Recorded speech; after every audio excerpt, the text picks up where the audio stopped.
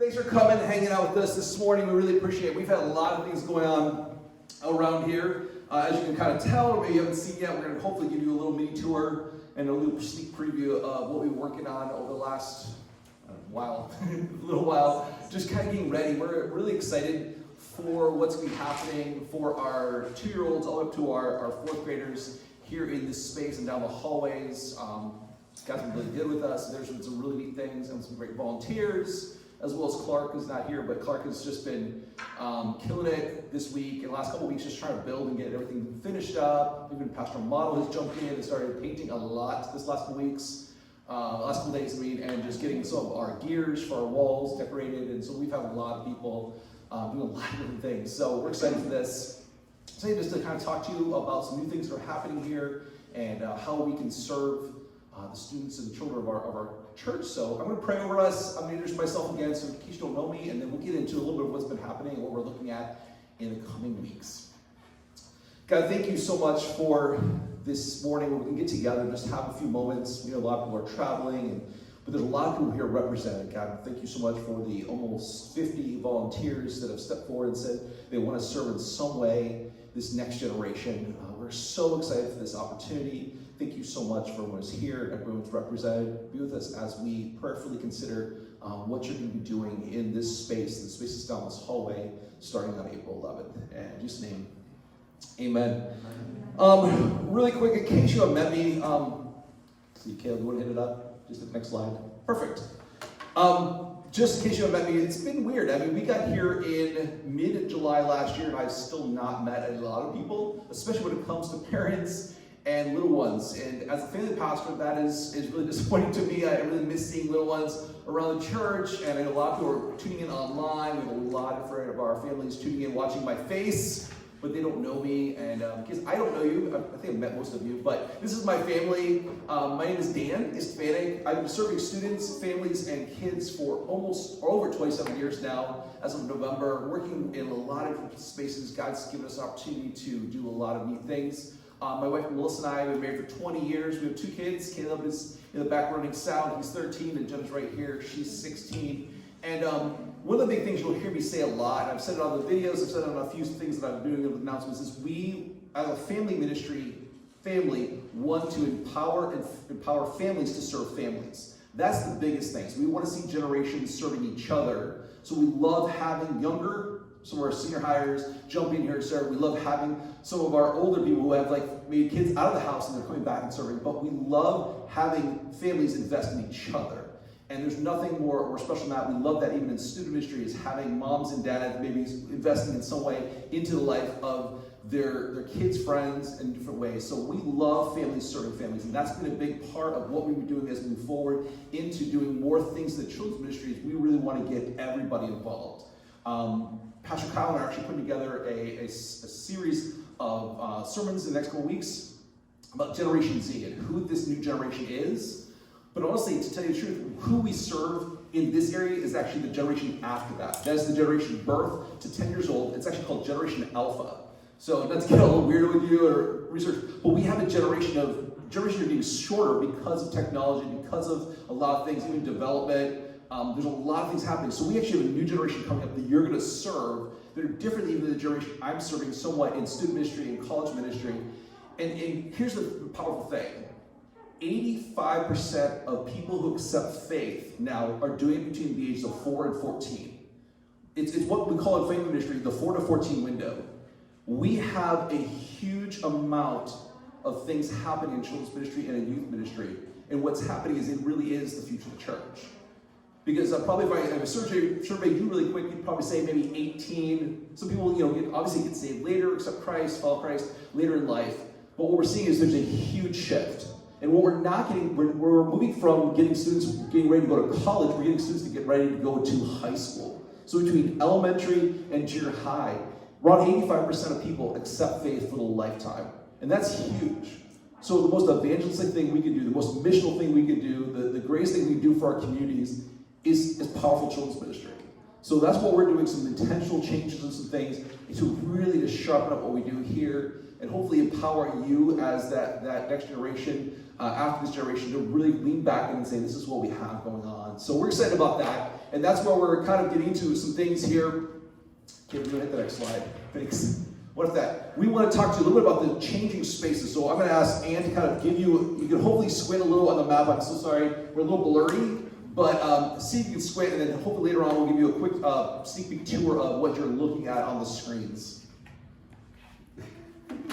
One mic. One mic, sorry, only one mic works, so we got to sanitize. Follow our safety protocols here. Which we'll get to go all through here in just a minute. Okay, yeah, thank you guys for being here. What a great introduction. And I already learned about a new generation that I didn't know existed. And I have 2 children in that generation. It's wonderful. So Generation Alpha, let's do it. Okay, yeah, so we've revised a little bit of who goes where for children's ministry. So if you look over here, where it says at the bottom, it says entrance. Those are those big double doors that are close to the foyer. And now as you go in that area, we have a new check-in. We have a new check-in area. You saw like paint splashed up on the wall and it looks awesome, right? That's going to be all tricked out into our new our iPad stations, and our welcome greeters will be there. And that's where the families will do the bulk of the checking in for kids ministry. And then from there, our traditional preschool wing will still be our preschool wing, but we'll have 2 separate spaces from beginning to end. In the past, we had done all drop off at one place, and then there was some changing, and then all pick up in one place. We will have 2 rooms that will always be designated for 2 groups. So, and that's for a couple of reasons, which Dan can share part of it. I'll share the safety and health side of it, right? So we know that our 2- and 3-year-olds will be on the right side of the preschool hallway, and our 4- and 5-year-olds will be and stay on the left side of the preschool hallway. So we'll have groups of 15 students, kiddos, can be in each room. So we know that there will be a max of 15, and there'll be a pre-registration involved and all of that. So we'll be able to control the amount of people who are in the room for the time being, right, during these COVID times. And then in addition to that, there'll be up to 4 adults in that room too. And the same goes for both of those rooms. So there'll be a separate drop-off and pick-up for 2 and 3s and 4 and 5s, okay? And then secondly, if you head back down that hallway and you have a kindergartner, so these are for 4 and 5s who are not in kindergarten yet, but if you have a kindergartner, they're actually going to come down here with our 1st through 4th graders now. So the KidWorks studio down here will be like a true elementary, kindergarten through 4th grade, okay? And there's a larger amount of people who are able to be in this space, right? So I think we're at 30 students. So we can have 30 students in here, and we'll have about 5 volunteers. So if you're doing math right now, we've already heard that we have volunteers in the check-in area. We have 4 volunteers in each preschool classroom, and we have 5 volunteers in this room. So we know that we need a lot of volunteers, right? And that's why we're so grateful that so many of you guys answered the call, and many of you guys came in today to learn more about it. If you're on the fence, I hope you guys listen and make your decision. We can use any help that we can get for running any of those classrooms. Is that what you want to talk about for this slide? Or do I want to get? I just want to give you an update. Okay. You want to share a little of the COVID protocol stuff and the check-in process? Yeah, absolutely. Let's talk about, I was trying to decide which one to go for first. Let's talk about the check-in process first, I suppose. And there are 2 ways that check-in is going to happen. In the COVID world and in the hopefully post-COVID world. Hopefully we're going to have a post-COVID world, y'all. But so we'll talk about the COVID world because that's what April 11th opening up looks like, right? For however long the foreseeable future. So right now, just as families register to come to church on Sunday, they will also register if they would like their children to attend programming on Sunday. So in advance of Sunday morning, we will already have an attendance list for every classroom for church. We are doing 1 service right now, so it is the 9 a.m. service. My brain just went opposite on me for a second. The 9 a.m. service will have 2 years through 4th grade programming, okay? Just 1 year. And I believe that the volunteer commitment is 8:45 to about 10:15 or 10:30 kind of thing. So not too early, guys. So anyway, so families will have already pre-registered. So right now we're going to have some fancy, beautiful iPads up on the wall, and none of them are going to be needed for the COVID life, right? But they're going to look good, and we're going to be all up to date, right? So what they're actually going to do, a family's going to come into those main doors at the very front, and they're going to be greeted by one of you beautiful volunteers in your blue shirt, and they're going to be excited because they're going to hear, "Welcome to Kids Ministry," right? "Hey, have you registered? Yeah? Awesome, go to the check-in desk and you're gonna get your name tags, okay? Or you're gonna get checked off on the list and be told where to go to get your name tag, okay? Oh, wait, you haven't registered? But you're still gonna go to that check-in desk and they're gonna register you, assuming there's space, and there probably will be, at least for several weeks. We're gonna get you registered so that your child can attend this week. And then we're gonna ask you next week, let's register, okay? So everyone's gonna hear from the greeter at the front, and then they're gonna hear from the check-in desk whether to check their name off or to go ahead and get registered and to sign up for today, right? And from there, they're going to be directed and told by some other beautiful blue-shirted people which hallway they need to go down, okay? So if they go to preschool, they're going to stand in the line to drop off. Our biggest mission, I think, you kind of like when you go through the Chick-fil-A line and they have the goal of how many, like 90 seconds from, getting your order to getting your food, like we're looking for that kind of thing, right? So it's, you know what I'm talking about, what? Yes. But I'll forget. My question is, are you talking about like people coming in off the street or parents that already attending church for registration? Somebody passes by. Yeah. They see activity going on over here. Yes. If they were to come in without being registered to go to church. You see what I'm saying? Yes, I do hear what you're saying. So we have, we're able to accommodate either of those situations. Right, that's what I'm So yes, we would have those who have pre-registered, but if anyone has come in off the street for that morning and they're not registered, our check-in desk for children's ministry will still be able to accommodate and help them out. Okay. Yeah, does that answer that? Yes, ma'am. Just fabrication number. I mean, it's all based on numbers, Yeah. Right. But yeah, absolutely. We do everything we can. Yeah. Well, at the door there, they already have the list of who's going to be in that classroom today, right? And so they're going to give you stickers are already printed out for this time being in COVID world. And so the greeter at the door to your child's classroom will give you a sticker to wear, and they'll give your child their name sticker to also wear, right? And it's going to be a similar situation whenever you pick up. You will need to show your sticker. One of the things is, I think in the past, we have people who had children in the past. In the past, we often kind of held our sticker or had it in our purse or things like that. But part of the revamping up there is also increased security. So we obviously want people to pick up their children and to be able to come down the hallways, but we want them to do it as long as they have a sticker that's actually visible. So we really want to be mindful of the adults that are using our space. If they're not in a blue shirt, they really need to have a sticker that's shown. We really want to create a safe and secure area. So that might be a little bit different, and that'll require some of our blue-shirted volunteers in the main area to say, "Oh, I don't see a sticker, put your sticker on." "Oh, you don't have a sticker?" Kind of thing. So doors will be closed, so there wouldn't be the ability to go in and out of as a child. And anytime a child, at any grade level, anytime a child does need to, say, take a bathroom break or something like that, there is an adult supervising anyone going out of their specific classroom. But even bigger than that is, as you guys know, CCCH has a security team in place every week, right?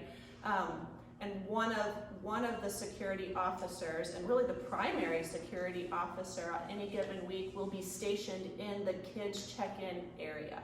So we will always have, in addition to our beautiful blue-shirted volunteers, we will also have security presence back here. Okay. Does anyone else have any questions just in terms of where the classrooms are located and how families would get to them? Or any questions about check? Yes? We used to flip-flop back and forth the singing and the activities. They're each going to stay in their That's correct. So now 2 and 3-year-olds will always be on the right side of the hallway for the duration, and 4 and 5 non-kinders will be on the left side. I'm not sure if you heard me say too that kindergarteners will move down to this space too. Yeah. Anything else? Okay, COVID. Yay. Okay, well, one of the big things of the COVID safety protocols is the way that we check in and check out our students, right? We're not sharing iPads, we're not sharing things like that. So a lot of that is done for us. It's a pretty touchless system in that regard. I feel like within the classroom, Dan, it might be better for you to describe like what children's play looks like in a COVID world. I'm not super familiar with that. But if you've been attending CCCH during the pandemic, you've seen the high level of responsibility that we're taking to ensure safety and health and to be able to be open to worship together. Our volunteers will be masked. We have limited sized classrooms so that there's plenty of space. We'll have a small group and spaced out opportunities throughout the morning. It's also a 60 to 75 minute program, so we're able to get through it pretty quickly and the kids will do great. We'll have sanitizing stuff set up. Everything's sanitized before and after anything is done.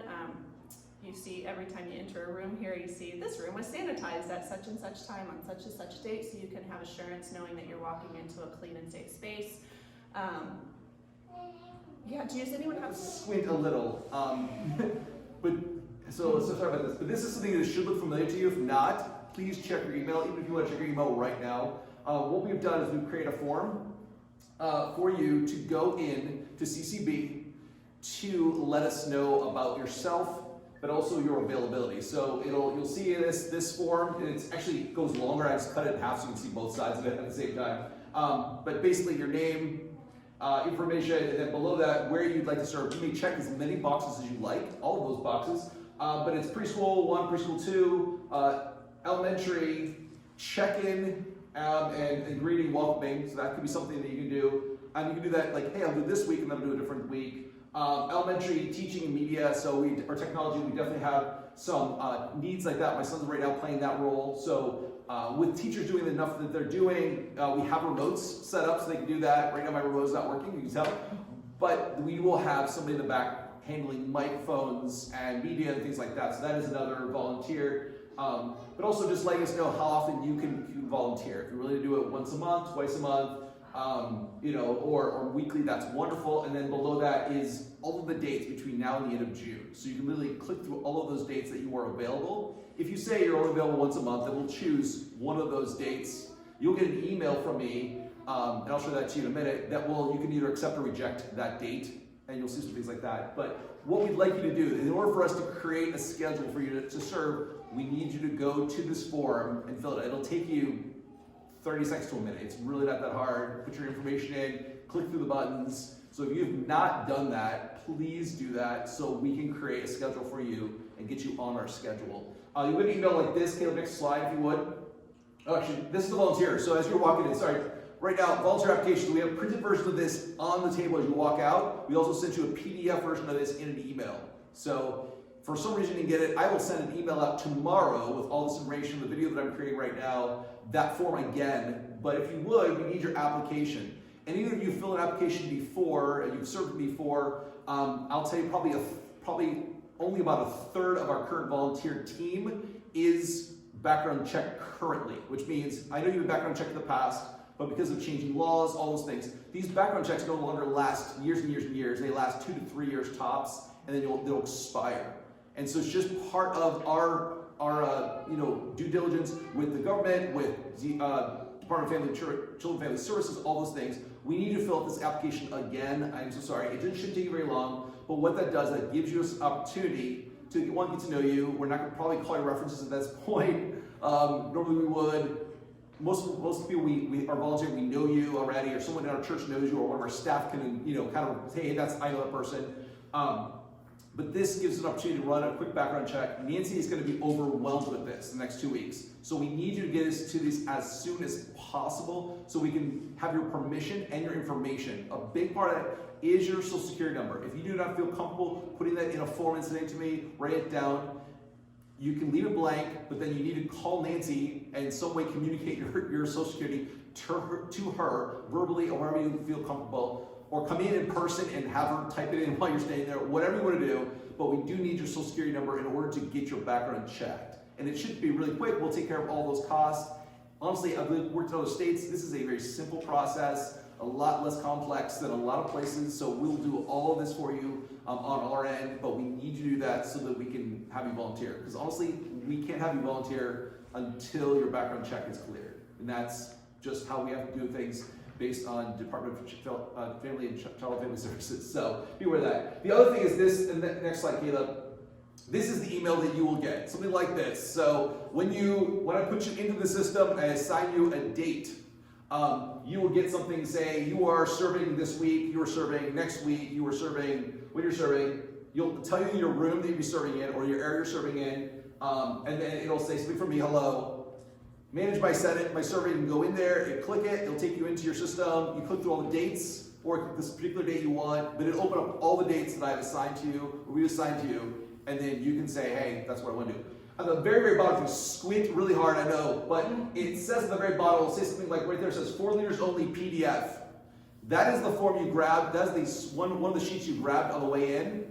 But in that'll be an attachment, that'll be an attachment to that week's lesson and any other information you need for that week. So if you are a key teacher, if you're a helper, you will get the teaching script from us. You'll get an attachment. In there will be embedded a video, so you can watch that week's video. We'll show you that in a minute. And anything else you need for that week. So if you're like me, say, hey, I'm going to be a teacher, but I also be a craft helper, we will send you the craft information, all of that stuff. So in that email, make sure you look at the very bottom of the email every single time so you'll get all the information. And I'm going to show you a little bit of what we're going to be doing, how we're doing curriculum, but we're trying to make this as easy as possible to volunteer, easy as possible to serve, and to make your prep time as little or as much as you want. But we want to give you an opportunity to kind of really just come and be ready to serve without a whole lot of hassle as much as possible. And we know there's a commitment coming here on a Sunday morning. Give us an hour and a half of your time. We're asking you to give, especially if you're a lead teacher, we ask you for a little more time, obviously, to prep, to kind of watch the video, things like that. But just be aware that that is what's going on and how we're doing some of the volunteering. Trying to do this. Some of the volunteering and some of the things that go into play. Next slide, Kim, if you would. This is our curriculum. We are using a new curriculum, I believe, to our church. It's called Orange. It is the largest, most popular curriculum company in America right now. I've actually written for their middle school curriculum on and off for a couple years now, doing some things with them for middle school, for creating devotionals, things like that. I like their philosophy of ministry because Orange is all about yellow and red combining. Yellow is the light of Christ. That's the light of the church. Red is the love of the family. When they combine, have a combined influence in the life of a child, they become Orange. That's why they call Orange curriculum.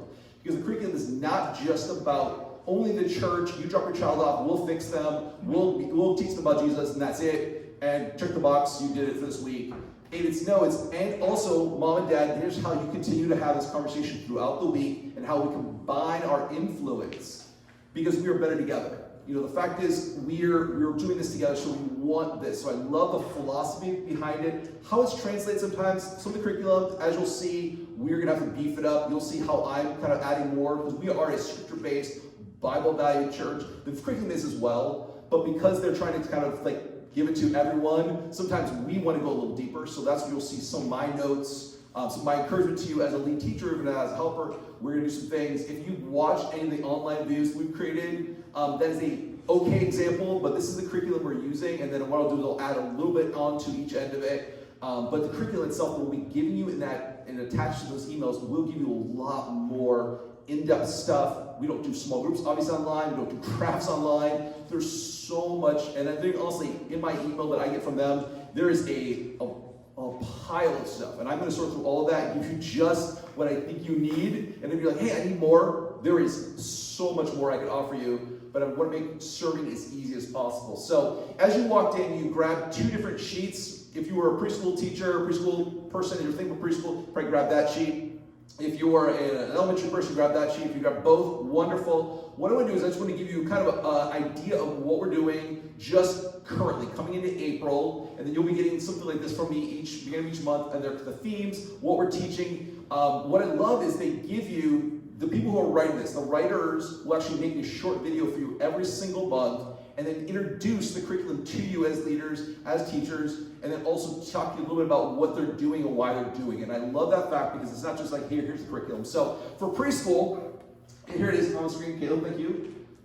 It is fly a kite. So it is all about the power of God in your life, and also this idea of fly a kite is the theme. It's kind of really, really creative. So watch the clip on the screen really quick as they introduce you to what they're going to be learning as preschoolers.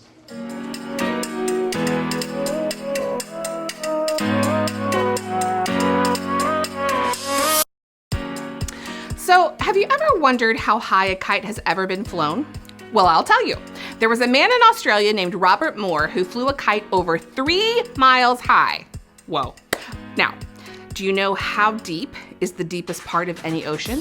Are you ready for this? The deepest part of the ocean is called Challenger Deep, and it's almost 7 miles deep. Now that's pretty incredible.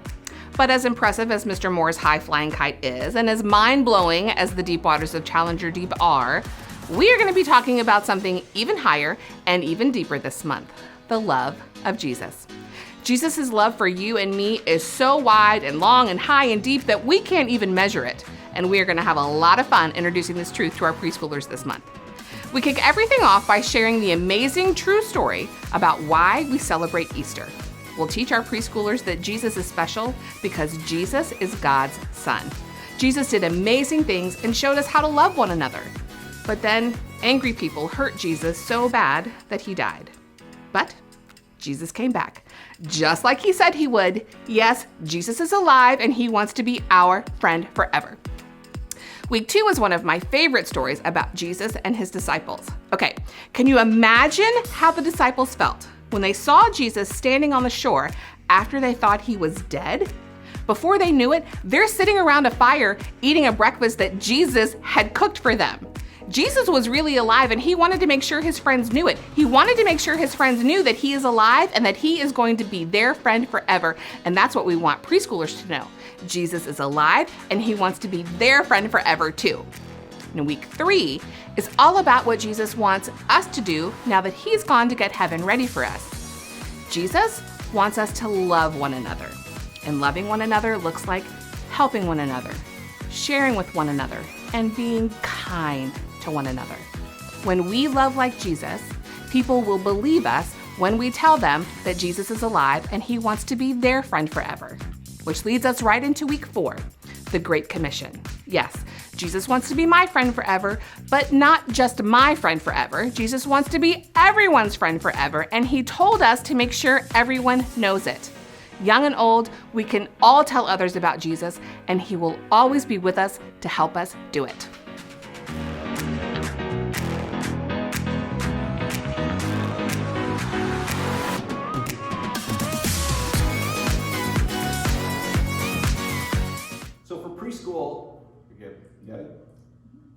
For preschool, you will see this sheet every single month, beginning of every month. It'll be monthly curriculum, so each month will be a different theme, but there will be an underlying thought for the year. So this year, preschool is all about Jesus wants to be your friend forever. It's the big theme throughout the whole entire year. So 2 and 3-year-olds, we want to give them a simple concept they can hold on to, just plant the seed of faith.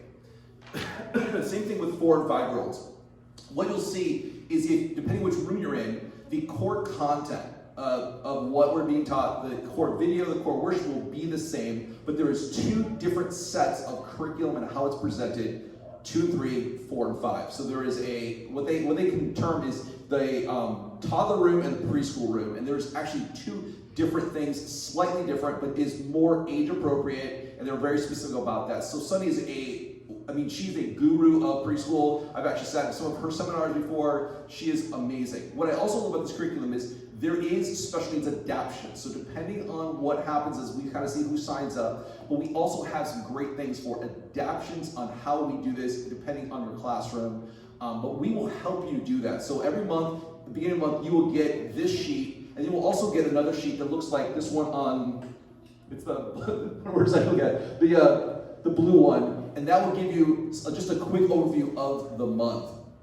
What you'll also get is you'll get a 2-page script that will give you the outline of the whole entire thing and what you can say if you're running, you're like, I don't know what to say. We have it all set up. The way the preschool rooms will be set up is you will, as you walk in, you will have a play space, a social space, and then a teaching worship space. On the far end of each room of the teaching worship space will be a large flat screen TV and a computer set up for you.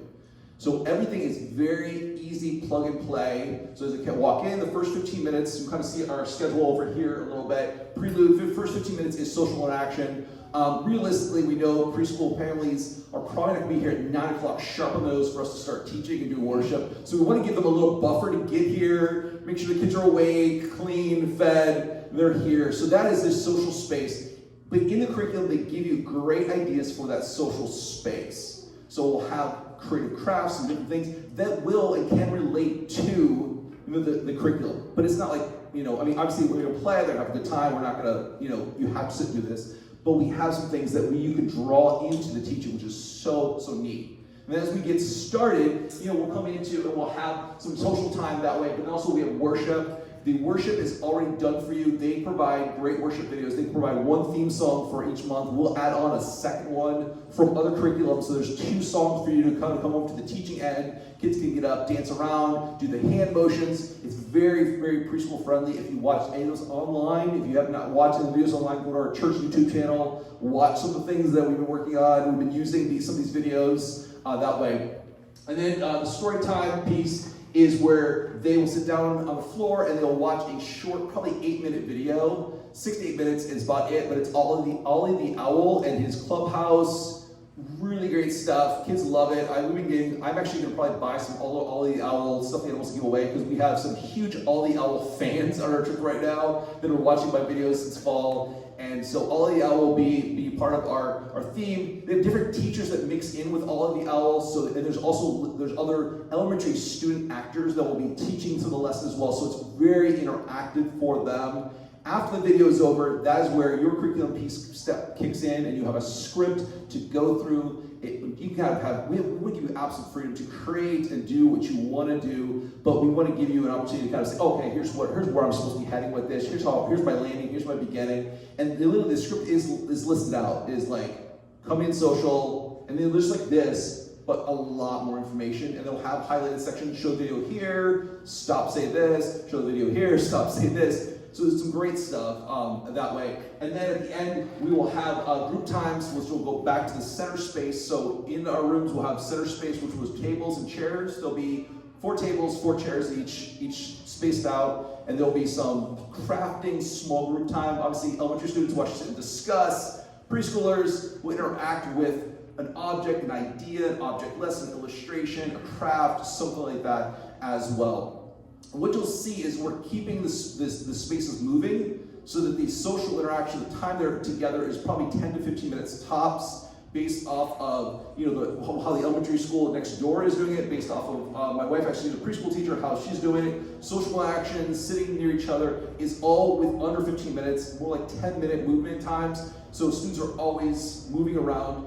Also on the floor, there will be dots. So as you walk in the hallway, she mentioned there'll be dots. We actually have 4 footprints that'll be going down the hallways where you stand and wait to get in the classroom with your mom and dad. Once you're in the room, in our teaching end, there will be a dot you're supposed to stand on or sit on, depending on worship, on teaching. Obviously, preschoolers, we're not going to mess with them a whole lot. We just know there is dots. There is a target spot where they would like them to stay in or around. So we'll spread those out well. But we want them to have great interaction as well. And then pick up, as we head back out the doors, we have opportunities for them to get picked up and leave out. So the preschool spaces are, as I said, are going to be 2 different spaces. We are intentionally going to actually continue to do that even after COVID, so those rooms will permanently stay that way in some form or the other. We may change those a little bit differently as we kind of move around. Our philosophy of children's ministries can be a little different in some really cool ways. Hopefully in the fall, and going into the fall, we have some new things we want to do. But this will probably be our curriculum for a while, so that it gives you an opportunity to kind of really easily plug and play and get into what we're doing here. So. It might be just to reiterate, with 4 volunteers or leaders in the classroom, there is one that will be designated calling kind of the lead teacher. So when Dan was talking about, the kids going through the worship songs and playing the video for the lesson, and then the talking of the lesson, there's a lead teacher who does that. So some of you guys, when you signed up as a volunteer, you already knew you had it on your heart, whether it was in past experience, gifting, educate, whatever it was, you said, I want to be one of those lead teachers, okay? Even as a lead teacher, Dan has equipped you so well. He will have equipped you so well with everything being, planned out for you, and with your, looking over it a little bit before you come in on Sunday, you'll do great. But then there are also 3 teachers in that classroom who are assisting the classroom and the teacher. So while you have the lead doing that, you also have 3 additional and there's only 15 kids in each class. So we have a 4 to 15 ratio. I can't get it down any lower, right? But it's a really good ratio to work with small groups. And so, yeah, it will be hard to keep little 2-year-olds and 3-year-olds on spots or here or there, but thankfully we have volunteers beefed up in those classrooms to help maintain a safe and engaging atmosphere. And those dots are rubber plastic, they're not carpet, so we can clean them off, we can put them back down. They have like adhesive that can be used over and over again. One thing I didn't mention was masks are required for our preschoolers. We know that's going to be a challenge, but that's part of who we are and how we want to keep them safe. Majority of anything that's not plastic, so crayons especially, there is a plastic bag that every single child will get. It'll be a zip-up pencil bag that they will put their name on the outside. So week to week they come in, they will grab just their bag of anything that we can't sanitize. So specifically probably crayons. Crayons are really going to be hard for us to wipe down and clean up. So there'll be a package of crayons and some other things in their particular pencil bag. They just keep here and walk in and say, hey, name, you give them back to your pencil bag. Obviously markers, scissors, those kind of things we can sanitize pretty easy. Toys, we will have 2 separate areas. We'll have a basket for you to say, hey, please put all the stuff they've played with in this laundry basket to be sanitized for next week. So we're kind of trying to organize as best we can. We have a sanitizing spray. We're going to spray everything down with, including the toys that we're played with. But specific toys that like this is stuff that we played with this week. We're going to try to do our best to have like a laundry basket at the door or somewhere nearby for you to say, hey, this is the stuff I know that they put in their mouth or they played with or they did something with. So just be aware of that. That's what we're trying to do, a few of those things as well. Quickly, just as far as elementary, I'm trying to watch my time. Elementary, we have a great curriculum for elementary. I love this curriculum. And this is a little bit, it's going to take on a big topic, but in a elementary world. So, Kim, would you show that? There you go. It's all about this idea of building bridges and reconnecting. It's all about personal relationship, but also about how we love and interact with others. I mean, there's a longer video that you'll be getting if you're elementary. It's probably about 8 minutes long. I'm not going to show you the whole 8-minute video. I'll probably show you about 2.5 minutes of it, just so you can get a flavor for this curriculum as elementary, K to 4. Let's play an opposites game. What is the opposite of sweet? Sour, of course. What's the opposite of left? Right, and you were correct, I'm sure. Okay, what's the opposite of fast? Slow. Who said breakfast? Half point. Okay, those are easy, but how about one more? What is the opposite of anger? It's a little different, isn't it? Maybe it's love or forgiveness, or what about peace?